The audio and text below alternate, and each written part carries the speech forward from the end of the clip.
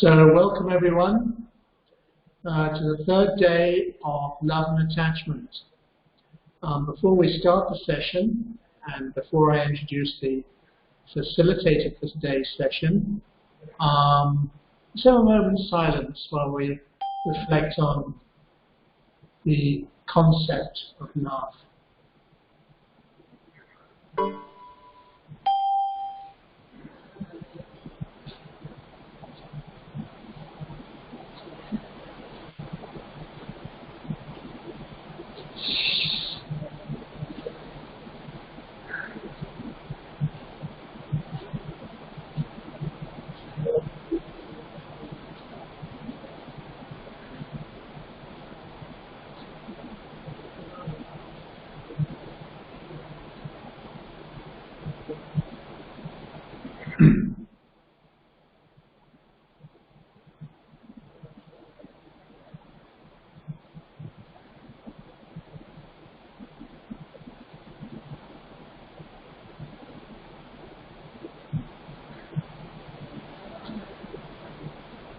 So, welcome again.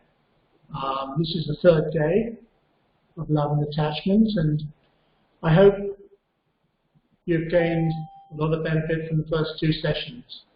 And I'm absolutely guaranteed that you're going to gain a lot of benefit from the third session, which is going to be undertaken by Dr. Monica Gulati, which is a wonderful facilitator and a very dynamic presenter. Monica, she trained as an immunologist,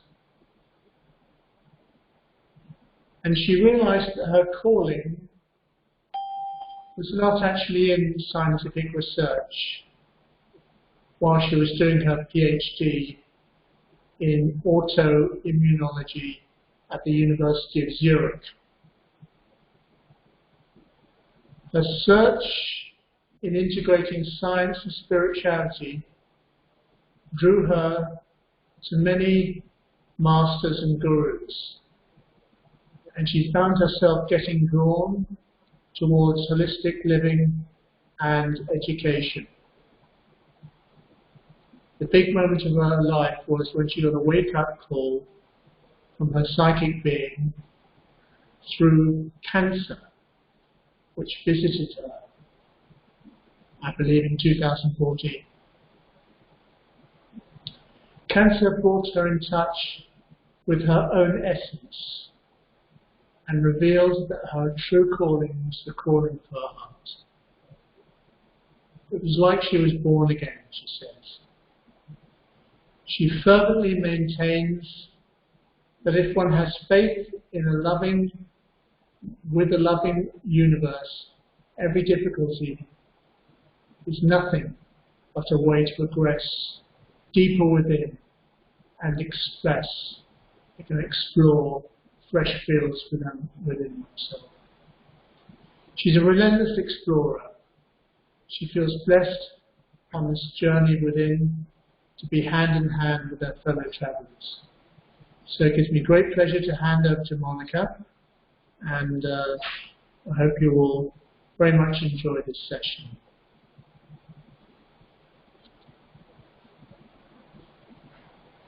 Thank you so much. Welcome, Monica. So how much time we have, James? 1 hour. Your voice is not coming.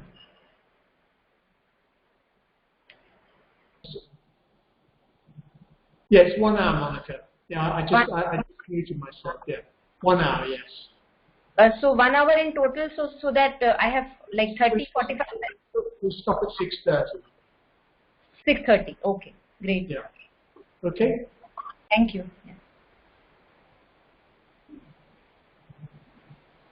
Yeah, so namaste to everyone. Thank you for joining today, and thank you, James and NAMAH, for this opportunity, to be here and to be talking about love and attachment today, which is a part of our day-to-day life, and it matters to us. Yeah. So I think it's a beautiful topic to reflect upon. and see where it takes us. Let's see where this reflection would take us. So before I kind of start the monologue that I am going to kind of continue for maybe 30-35 minutes, after that it would be nice if we can make it an interactive session and ask doubts, questions, or even disagreements, agreements, whatever are there. So before that, I would like to ask a question to all the participants here and ask for your reflections if possible. You can unmute or maybe share in the chat window. If attachment was truly a bad thing to have in life, then why would it exist? Because Buddha has said attachment is the cause of suffering. And we see, as adults, we see in our lives that wherever we are attached, there is suffering. So if attachment was truly unnecessary, the question is why the need for its existence? So any reflections on that before we start the talk? Has anyone reflected on that? Yeah. Yes, Mukti.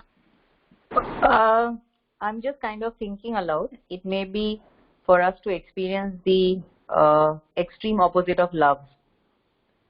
So it's like, love and hate, love and attachment. So the moment we experience attachment, then we think, oh, okay, this hurts. So maybe there is something which is beyond, and then we want to move out of it. Probably, this is the thought process. So according to what just Mukti shared, it seems that attachment is another pole and love is absolutely, maybe at a different pole than attachment, and it's for us to experience the both, maybe tasting the duality, and that is why attachment exists. Again, there is a question here, that is love one end of the duality? Because love, if we reflect, James asked us to reflect, take a pause and one moment in silence, reflect over love.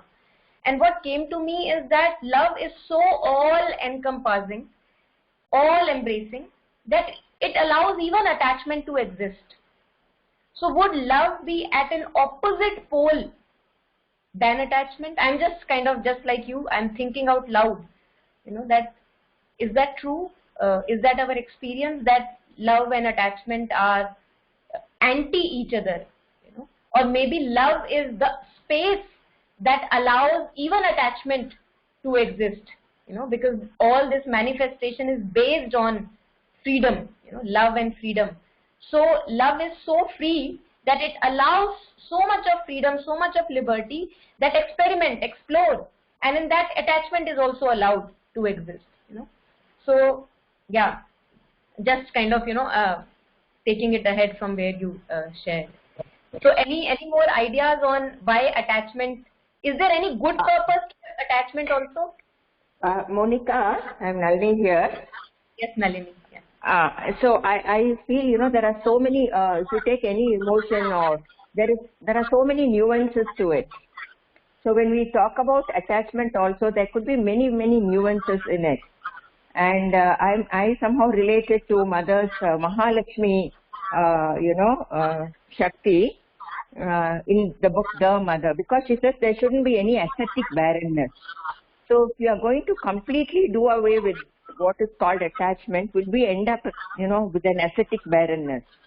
So how are we going to sort of, know the rhythm behind the whole thing? Beautiful. Yeah. Thank you so much, Nalini. Yeah. Yeah. So that's one thing I'm looking at. Yes.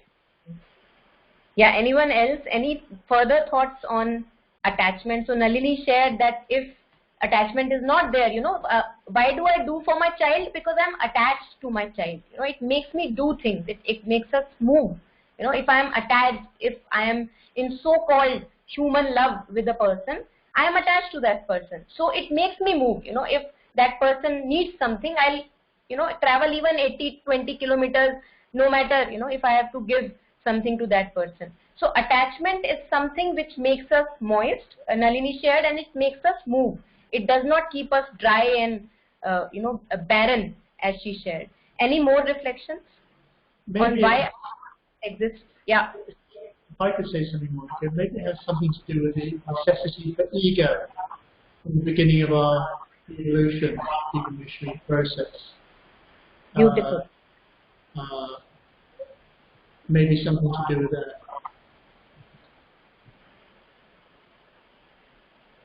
Yeah, beautiful. Thank you so much, James. Yeah. So James shared maybe it has a necessity in evolution. In the course of evolution, it is a requirement, and then slowly it has to be overcome. Yeah, please go ahead, whoever wants to share. Yeah. Yeah, it's Rick. I'm thinking along that same line that it's an early form of human love, and that human love is a stepping stone toward ultimately our search for divine love. Beautiful, beautiful. Thank you, Rick. Yes, that resonates. Yeah. Any more reflections on the need of attachment to exist?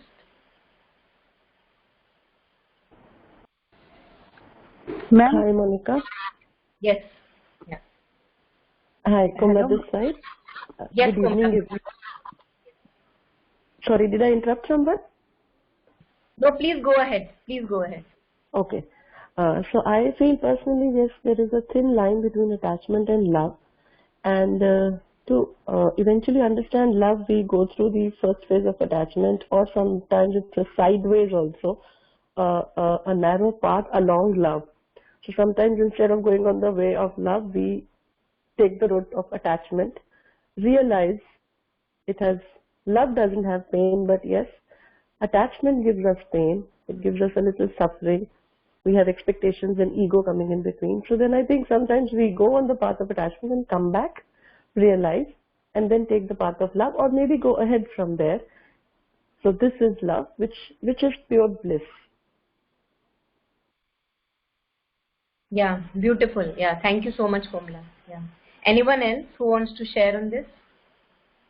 Yes, ma'am. I also wish to convey the same thing. Probably attachment is the first step on the path of love. Maybe, I don't know much. Yeah, thank you so much. Thank you, Seeman. So, thank you for your reflections. So it is very clear to us that there is a purpose, evolutionary purpose, as James said, for attachment to exist. Mother says desire is the helper, desire is the bar. Reason is the helper, reason is the bar. Ego is the helper, ego is the bar.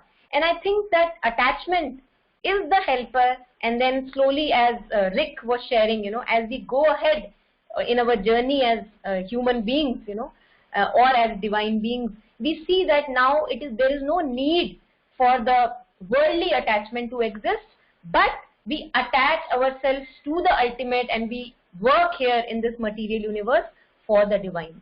I think that summarizes almost the whole evolutionary process of attachment.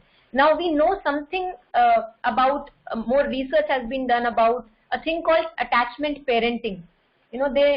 Scientists have researched, and they have found that it is very important in the early years for the youngsters, the infants, to get attached, through breastfeeding or other, the skin to skin touch, sleeping together, to the family, to the parents, so that they develop a very healthy sense of belonging, that I am valued, I am cared for. And there are very, very good reports on it, that if this attachment parenting is missed in the beginning years, early years, and you don't pick up the child when he's crying and you leave the child alone in the cot and all that, it damages, the self-worth of the child. He feels lost, he feels abandoned. So it seems that attachment truly has a purpose. We cannot just say that attachment is bad and we should negate attachment.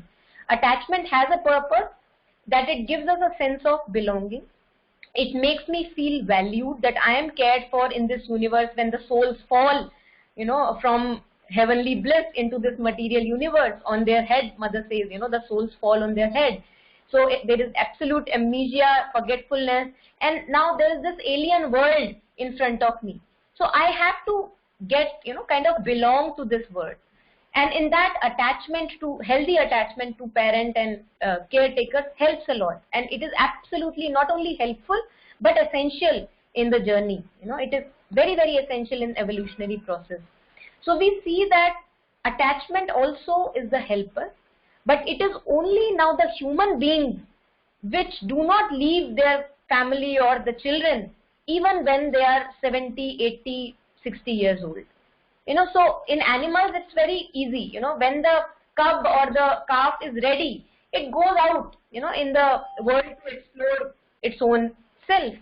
But with human beings, it becomes a bit complicated owing to the fact that we have a mental being, we have a complex mind, we have emotions, again very complex emotions. So many books on psychology have been written, but still we do not really completely understand ourselves. So complex are we. So we have these thoughts, we have these emotions, and hence we abuse the process of attachment, we take it too far, and then we suffer. Then suffering comes into picture. And it's good.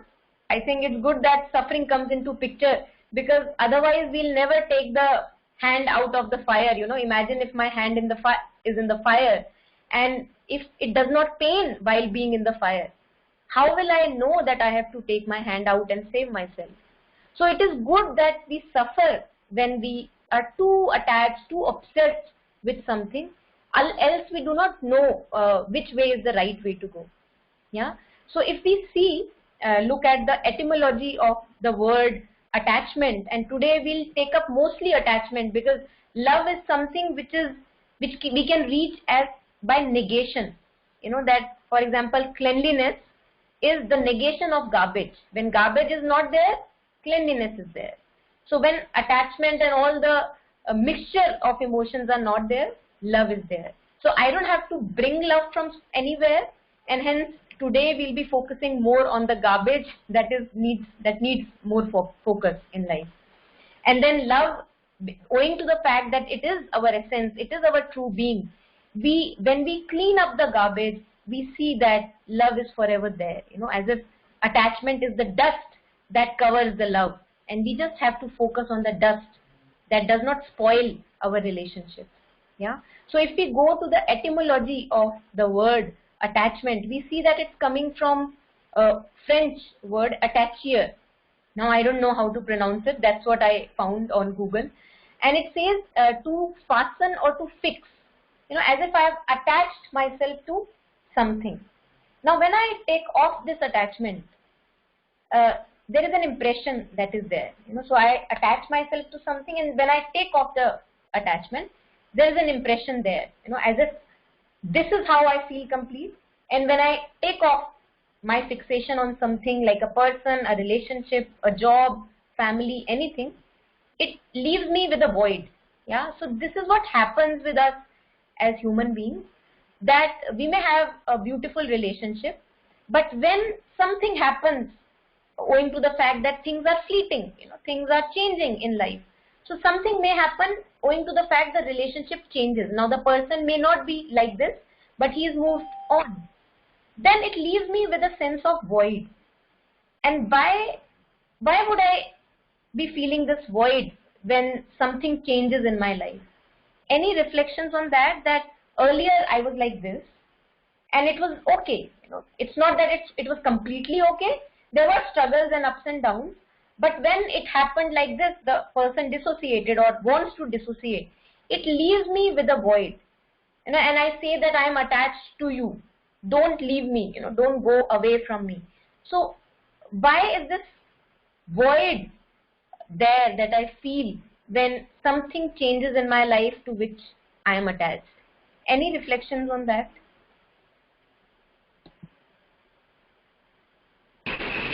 So in my personal experience, what I have felt is that, the person with whom I'm attached, when he or she leaves, I feel as if a part of me is dead. That's my personal experience. Yeah, beautiful. So Mukti is sharing that as if owing to the fact that we are a bundle of habits, owing to the fact that I was in habit of this, now the habit has to change because this is happening, and this hurts, and I feel incomplete without the other person, And why do I feel incomplete without the other person? Because as Mukti shared that I feel that this person has now become a part of me. So I feel that as if a part of me is going away from me. Yeah, this is how I feel, and it hurts. We suffer whenever For example, children go away, a partner leaves us, things happen in life, maybe we lose a loved one. It leaves a sense of a void. And that void tells me that I'm lacking something. I don't feel complete. And that incompletion hurts. Because somehow, the way we are, we all want to be complete. There is a wanting within us to be complete. I don't know where it is coming from. It must be coming from some memory that we have. And what we try to do is that I try to complete myself through this person, through money, through power, through relationships, everything I use, I consume everything in the world so that I feel complete. So let us reflect today more on this, that what is this thing in me? And we have been in touch with both the parts in us. There is a part within me which is like a king, absolutely pure and master of itself. And we do commune with that purity many, many times. And then there is a part of me which gets triggered even at the slightest of opportunity. So this is the beggar. This is the incomplete part in me, which survives on a sense of lack. Yeah, and it is this part in me which wants completion from other things in the surroundings. Whether it is a person who I say I am attached to, but I don't say I am attached to you. I call it love. I say that I love you. Now, Mother says that the human love that we have, although it is a part of the evolutionary process, it is a mixture. There is a drop of pure love. Obviously, we have love for the person or whatever situation we are in. But there is a lot of emotional mixture that is there. Now, what is this emotional mixture that Mother says? That it is mixed up in the feelings of love. Now, this emotional mixture is, if you have ever been in a relationship, I am sure all of us have been in a relationship, we will see that we derive a sense of worth from the other person. So, especially in falling in love kind of relationships, the other person makes me feel good. There was a time in the beginning of falling in love where I felt really beautiful and good while the other person talked about me, and I was the center of attraction for the other person. So what happens is that I get addicted to this sense of worth that I get from the other person. And then some things change in my relationships, people change, their priorities change. Now I am not anymore the center of attraction. It hurts because now I feel really incomplete without the other person showing me that I am worthy. So my sense of worth as if is fixated on something outside of me. And as we know, life is, it is ephemeral, it is fleeting. Things will change. So I cannot depend on anything external to give me a sense of completion. It will always, always, always end up hurting me. And that is why the quote, that we read very, very often when Buddha says, attachment is the root cause of suffering. So if I am attached to my ideas and somebody hits at those ideas, I will get hurt. If I am attached to my kid, and we need the attachment for a certain period of time, but if it is too long, if it is abusive attachment, then I would say that the kid should not go away from me. I would stop his blossoming. I would stop his flowering in this life. So attachment, what to do with it? How to go about it? Is it so easy to leave attachment and not to get hurt? How to use attachment as a raw material for progress towards the divine. Because if it is existing, definitely we can use it as a raw material for our progress. There is a purpose to it. So Mother says that there is something called the divine, the desire soul in us, and there is something called true soul in us. Yeah, what we were talking about, the beggar and the king. So the beggar can be related to the desire soul, which is always craving for something and always complaining. Yeah, so this is the characteristic of the desire soul. Always complaining and always craving for something to make it complete. The strong sense of lack is there. And then there is the king in us, which is the psychic being or the soul, the divine essence in us, which forever is complete and does not want anything from external situations so that it feels complete. Yeah. So our journey as we grow in our consciousness is from the desire soul, which is our fact. Attachment is a fact for me. Suffering and pain is a fact for me. Yeah. I cannot deny that they are not present in my life. Maybe some of us have moved on and they have chosen the now the sunlit path for them, and that is absolutely beautiful. But most of us travel so very far on a path full of suffering and attachment, and then later on in our life, when we have had enough, then we choose the sunlit path or the path truly where we are only attached to the divine and nothing else. And all that we do in life is just an offering to the divine. It's a self-giving to the divine. Yeah. So there is no expectation, no demand from the relationships which hurts again and again. So this can be called the sunlit path. So this is our movement from darkness to light, from the desire soul which is forever craving, forever in complaint, least triggers would make it hurt, to the true soul which is the psychic being, depths of our heart, which is full of love, and we don't have to do anything about love. We don't have to buy love and give it love. It is full of love already. All that we have to do is to sort this wheat from the chaff, to sort the emotional mixture, all these desires, the expectations from our life, and to offer truly more and more of ourselves to one and only the divine or the psychic being in the beginning. Yeah. So I have to actually share something today, that all that I'll be talking today is absolutely coming from my own practical experiences. I have failed in love. I have had enough amount of experiences with attachment, and I clearly could see that it is attachment that brings suffering. And it may appear very, very hilarious that there was a phase in my life when I was going through extreme suffering and attachment, and when the phase ended, I was offered this course on pain and suffering by Sakar, and it actually appeared like a divine comedy that, what is happening. So first you tell me, you show me through my experiences what is attachment, what is suffering, and then you put it in my lap that, okay, now you have an idea what is suffering. All of us have a taste of suffering. All of us go through attachment.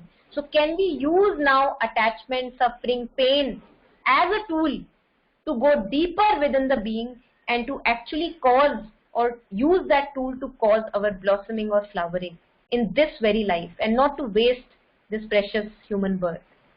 Yeah, so it will be just coming on from my own experiences, and wherever you feel that you have something to say, put it in the chat window or unmute and share your reflection on it if you have something to say. Yeah.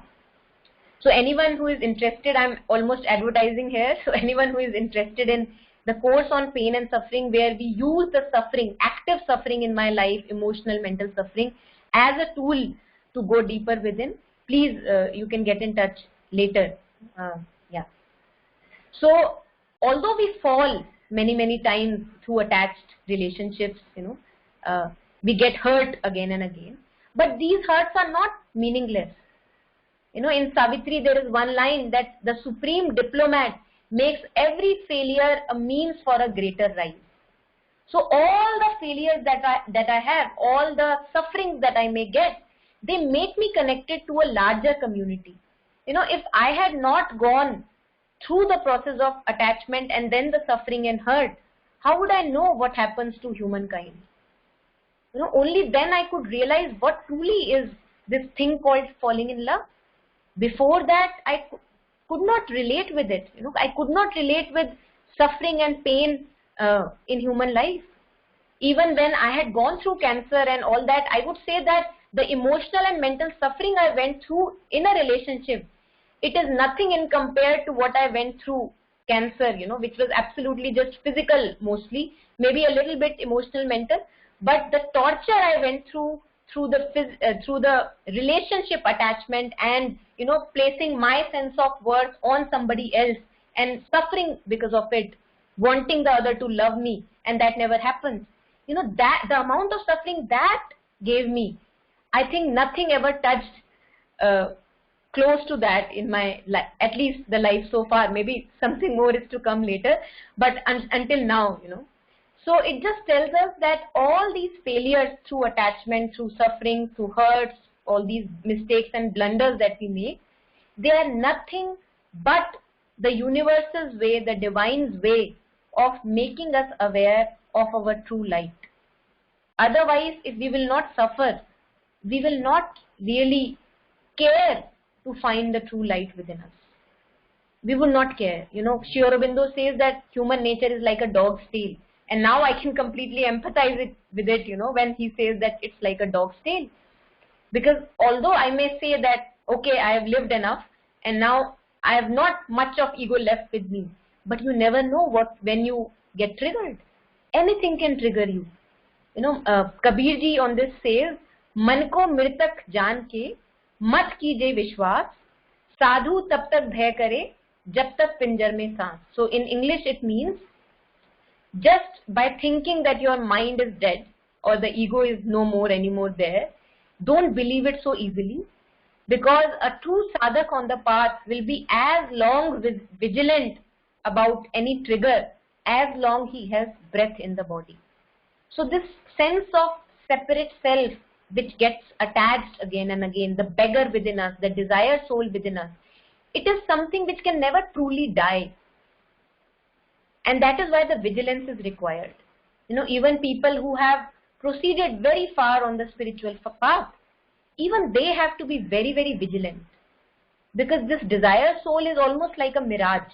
You know, you cannot kill a mirage. You cannot fight a mirage. You can just be aware. You can just go close and see that, okay, it is a mirage. I don't have to fight it. So we have to be very, very vigilant, on our guard. Anything that hurts me, tells me that it is touching something within me that is not rightly placed.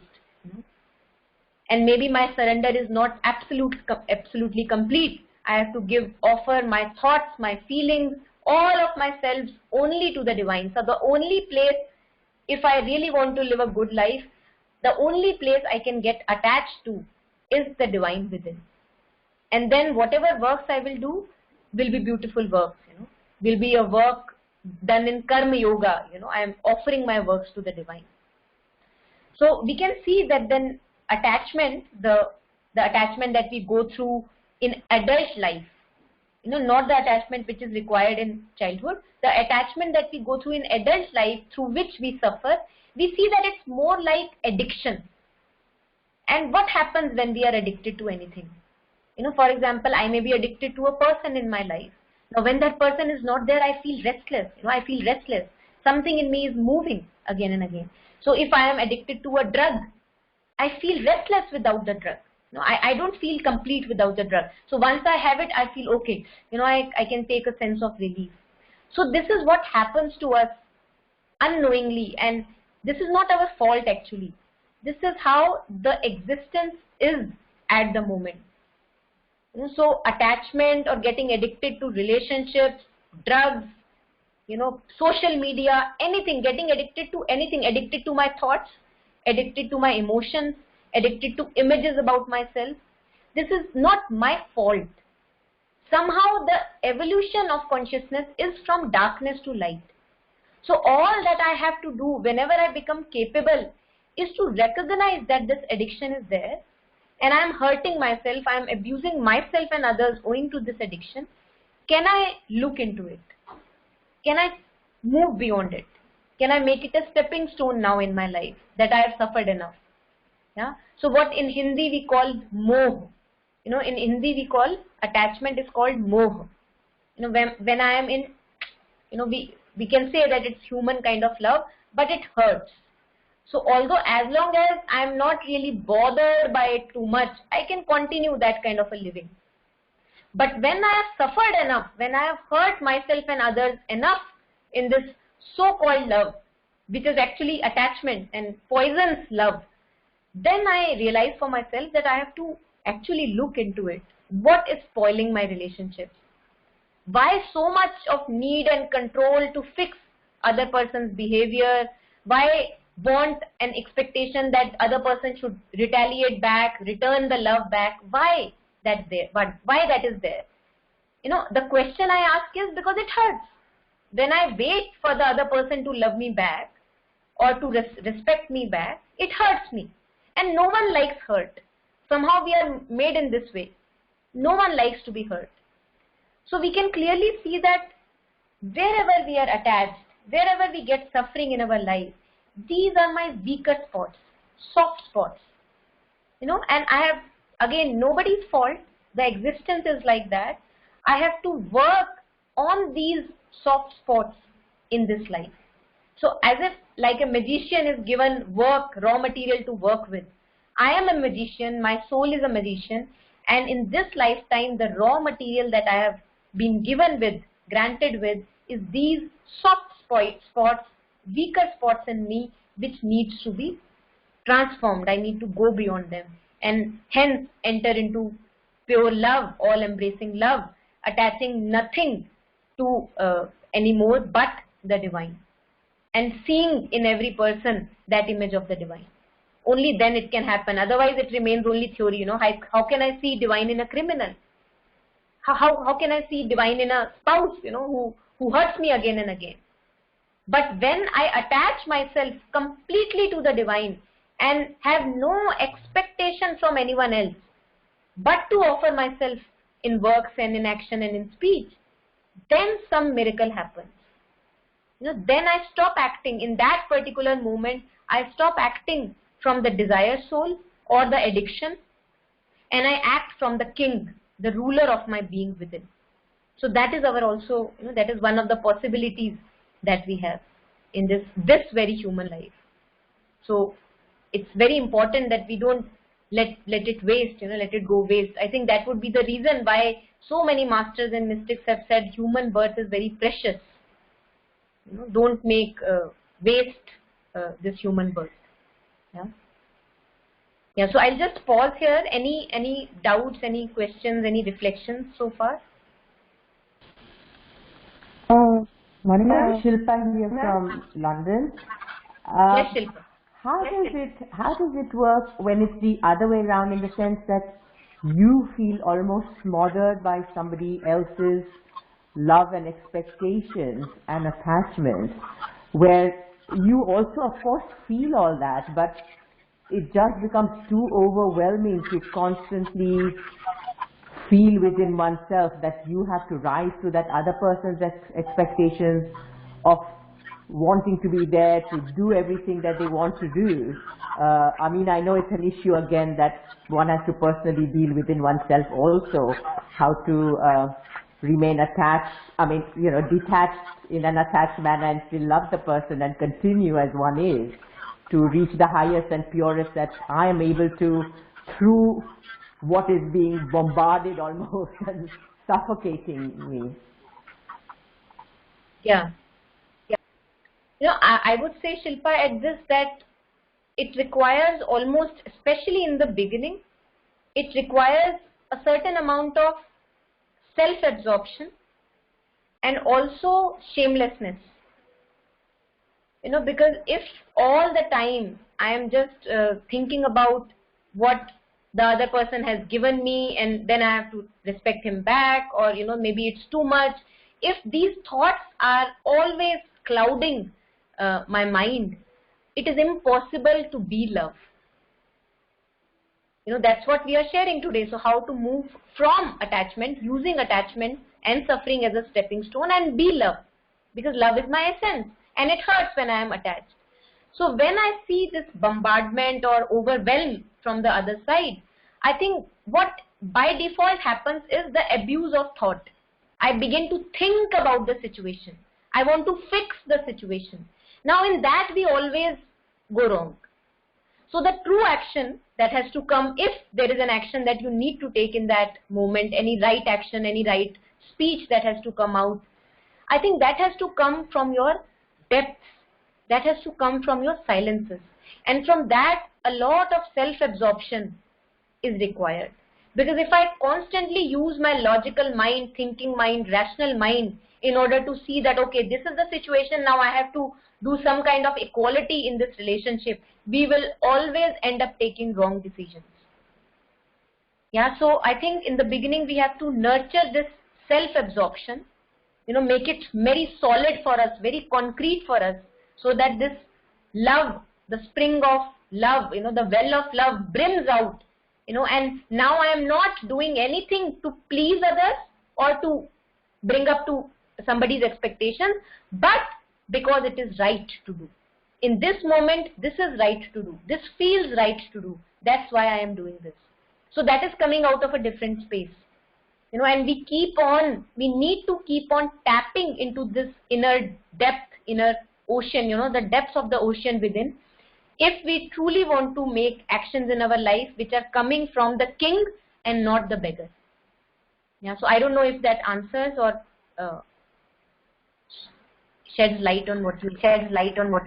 Yeah, it gives a perspective, and yeah, because it's kind of often quite where it's, with family there are so many nuances, whether it be parents or siblings or, it's just so much which feels like needs to be dealt with simultaneously, and to still keep what you feel to be the true part of yourself, despite whatever is hurled at you, where even the silences sometimes can be misunderstood of not being loved, and in your own depth that it is not from not loving, but just like, okay, let's in quiet and peace feel that love that we have for each other, rather than in a negative manner.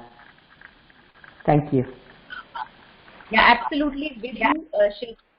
And Mother has actually said something about this, and she says that we are so abusingly using our thoughts. I'm sure you are connected with the Mother for a long time. I know a bit about that, and you would have come across this when Mother talks about power of thought. So power of imagination. She talks a great deal about it, and she says that we human beings think that without our thinking and trying to fix things, nothing would be happening. But that's wrong. Even in our intimate family relationships, by excessive loop of thinking, by excessive abusing thinking about, what needs to happen in a relationship, how to fix this situation, how to fix that situation.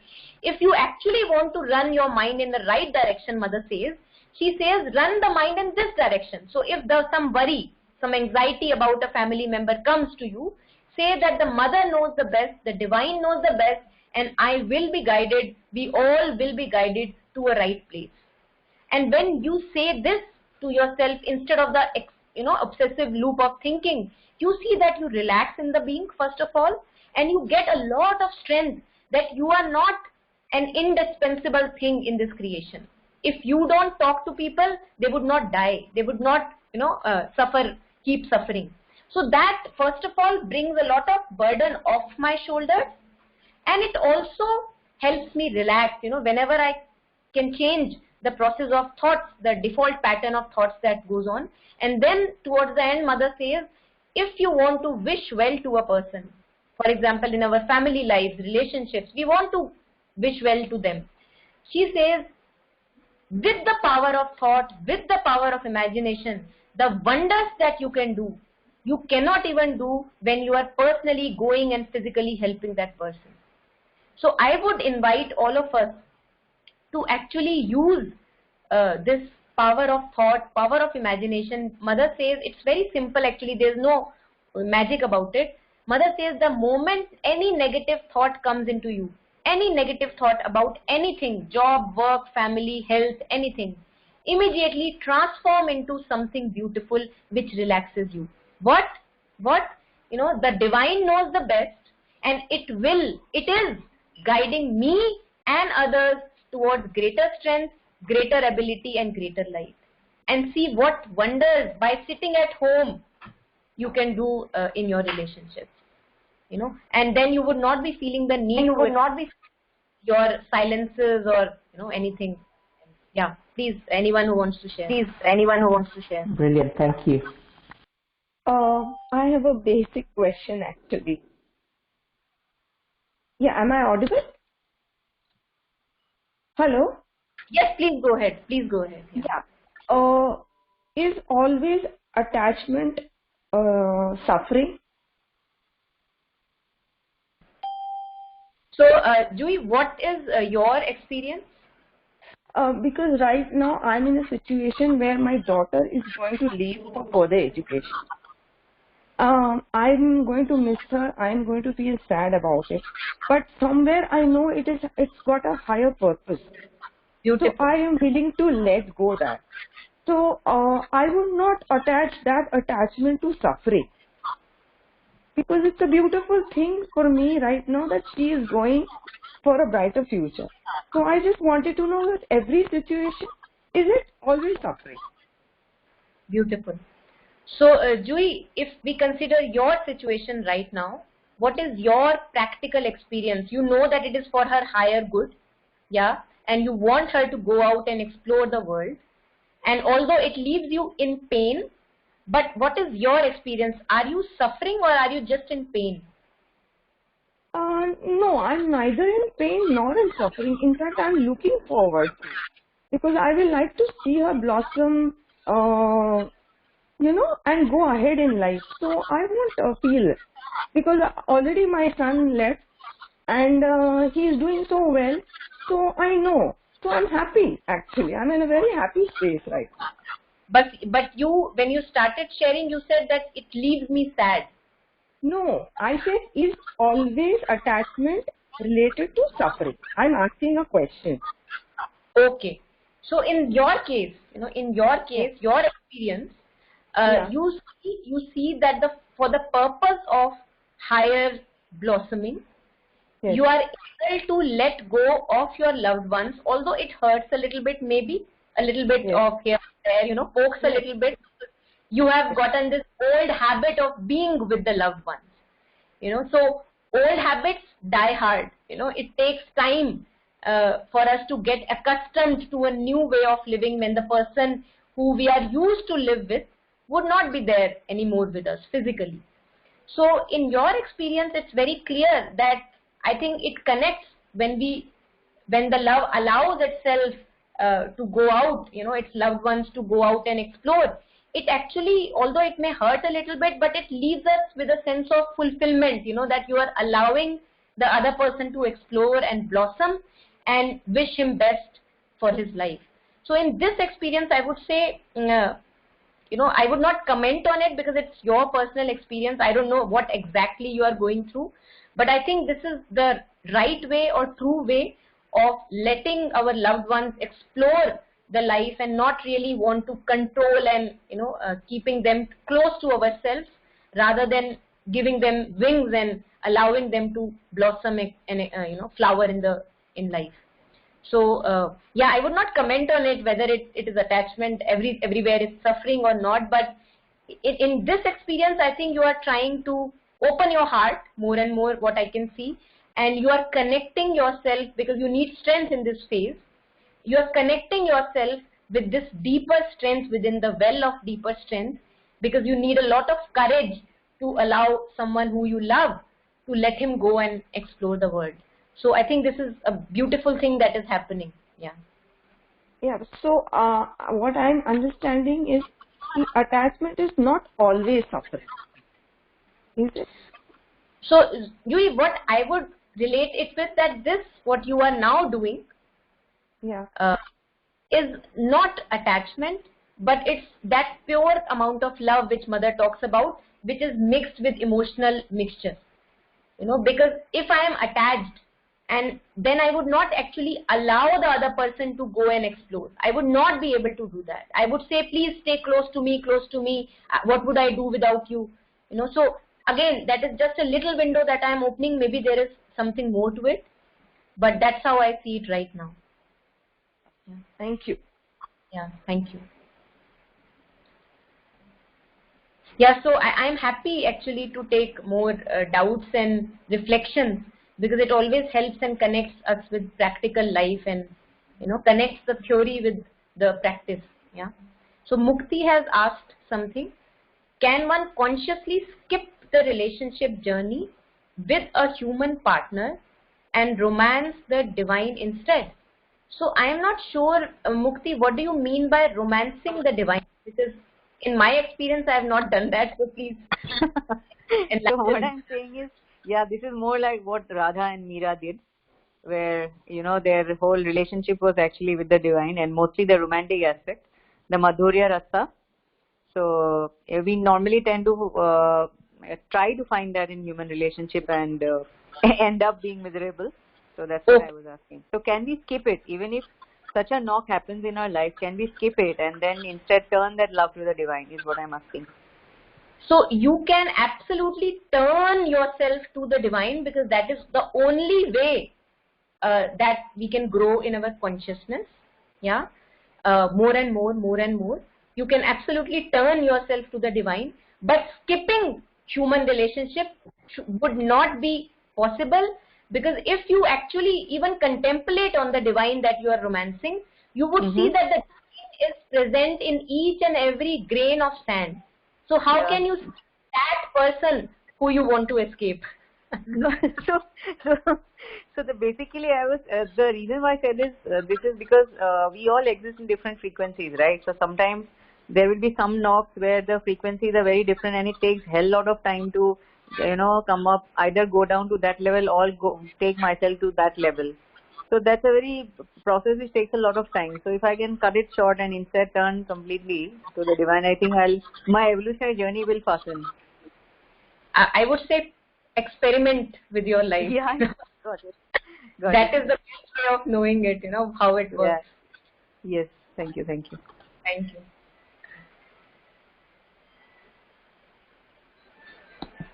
Yeah. So any further reflections? Okay, so Rashmi ji is asking something.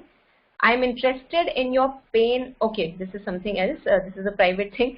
But what steps should I follow to turn completely to the divine without neglecting my relationships? Beautiful, Rashmi ji.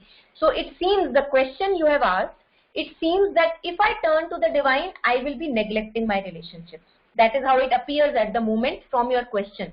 Your question is, what steps should I follow to turn to the divine without completely neglecting my relationships? It appears like it is this. Yeah. Rashmi here. Yeah. Yeah, Rashmi ji. Yes. Exactly. This is what I want to ask, because we have already tested all relationship. Attachments give me pain, and again, being a spiritual seeker, I would like to really, as Dr. Alok Pandey told on that day, that you have to turn within, find the divine within you, and then, come back to the world and share. But we are not, rather I am not in that situation now. So, it is in a transition phase for me. So, how do I bring that balance in life, frankly?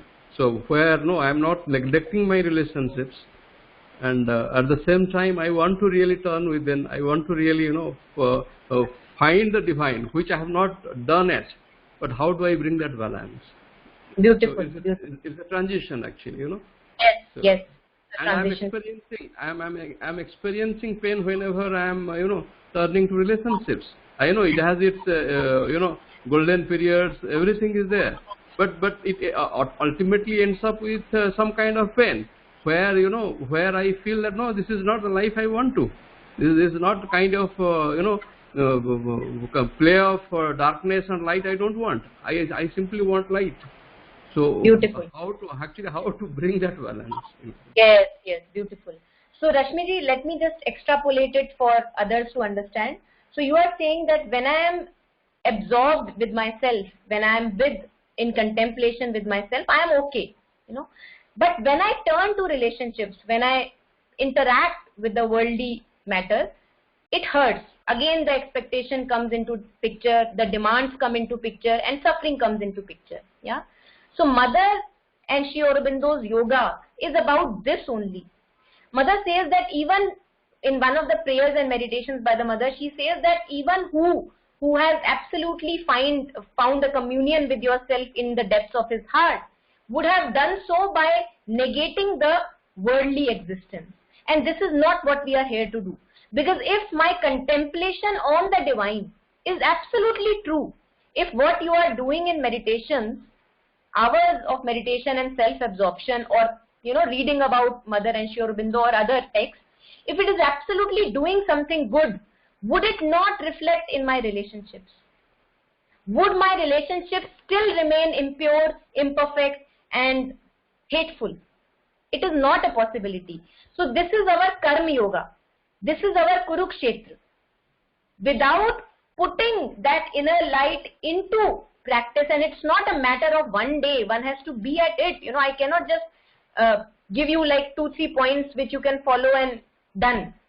It's a matter of continuing persistently with this journey, understanding my weaknesses through my relationships. Because how will I know that I have weaknesses? How will I know that the beggar, the desire soul is still alive in me? How would I know? When I interact with my relationships, when I interact in the world, only then I get to know, oh my God, I thought the ego is gone, but here it is, shining again. So this is our Kurukshetra. You cannot escape the material existence. And it is not like this, the question that you put, that if I go towards the divine, would I be negating the relationships? It's like this. If you really go towards the divine, your relationships will become divine. It's like this. It's not like this. Yeah. So this is my proof. This is the benefit that I get attaching myself absolutely nothing but to the divine. That the more I live for the divine, the more I expect nothing from anywhere but from the divine.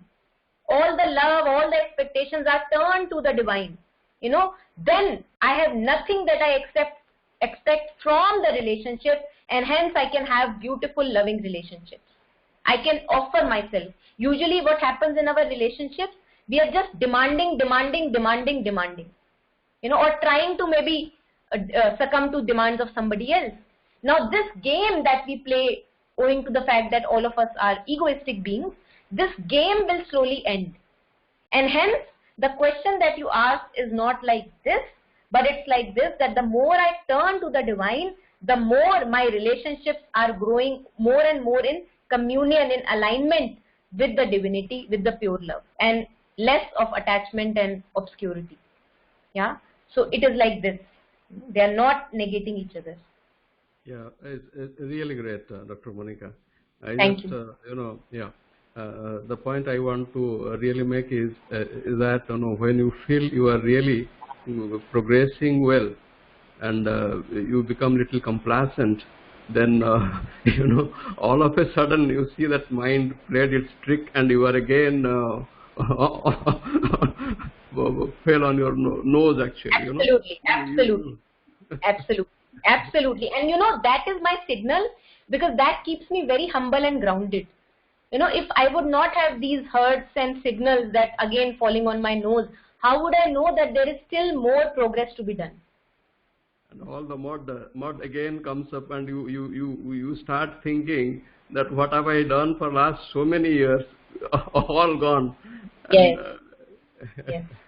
Yes, absolutely. So it keeps us grounding, our failures and mistakes in our relationships, they all keep us grounded, and they help us not to grow in a spiritual kind of an ego that, I have become something really great and beautiful. Yeah. So it is beautiful that you are observing that.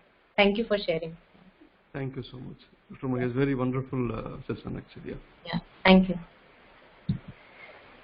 Yeah. So I think almost towards the end of the session, if there is anything more, I would be happy to take it.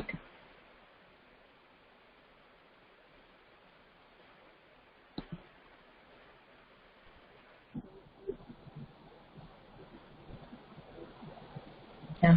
Thank you. Thanks. So if anyone would be interested in knowing more about the pain and suffering course, because it is only for those people who are currently going through active emotional pain and suffering, so that can be used in order to go deeper within. if anyone wants to know more about that, we can connect on WhatsApp privately. Yeah. So yeah, if there is anything more, any questions, any reflections, or I would just thank you for being there, for listening and participating and sharing your reflections. And thank you, James, for the opportunity. Thank you, Monica. It was a wonderful session, Monica. Thank you. Thank you very much. Many, many insights as usual. So this concludes the third session. This concludes half the course, actually. And tomorrow, I'm afraid you've got me. So we'll meet again at 5:30 tomorrow evening, and continue the journey through love and attachment. Okay. Goodbye, everyone. See you tomorrow. Thank you, Monica.